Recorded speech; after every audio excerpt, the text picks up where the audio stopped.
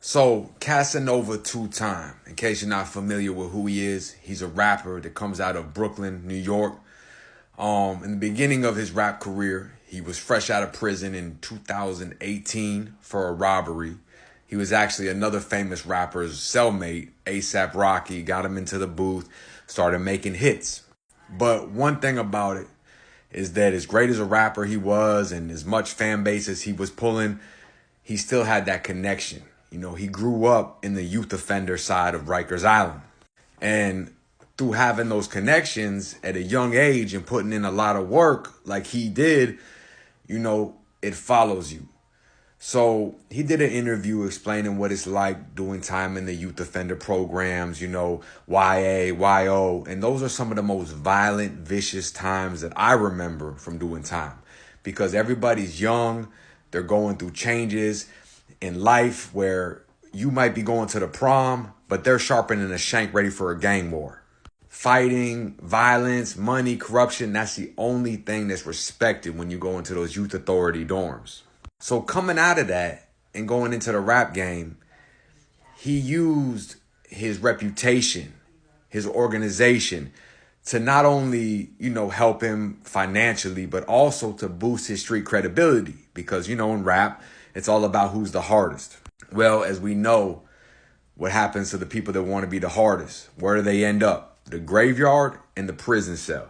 So at the height of his career, at the top of his game, he gets indicted, his whole organization, and he's facing 60 years in federal prison. While he's in prison, you know, he's trying to write letters to the judge, and he's basically saying that he renounces the gang, and, you know, he kind of just used them for an image when he was rapping and all that. But at the end of the day, you did get caught trafficking tons of weed. You did get caught on a robbery that you admitted to, and you do have ties to this organization. So the judge looked at it and was like, okay, that sounds good. 15 years, right?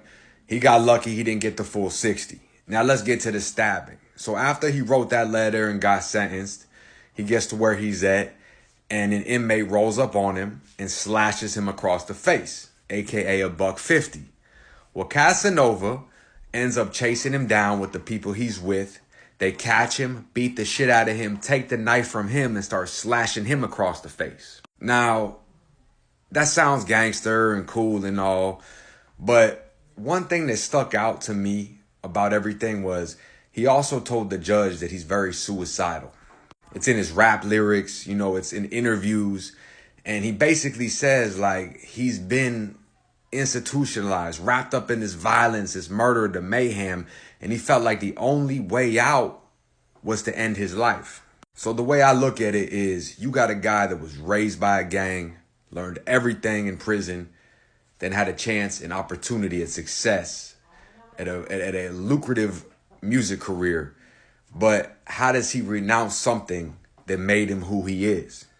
So I could understand that. You know, being raised in the system myself and then coming out to the streets, it's hard to function. It truly is. And you feel like your options are limited, especially when all that pressure is put on you. So he went back to the streets, gets sliced up after renouncing the gang. People say it's because he did that. You know, more will come out soon. He ends up catching the guy, slicing that guy's face. But this is the reality. No matter how gangster that sounds, no matter how tough that sounds, he's doing 15 years. His rap career is finished. Within the next 5 years, no one will even know who he is. So for everybody that's trying to fit in, or if you're a young man and you're confused and you're surrounded by crime and you feel like that's the only way that you can fit in with your community or your friends or your school or wherever you're at, just remember this. 5 minutes of trying to portray an image will cost you 50 years. Stay out, stay free. Us.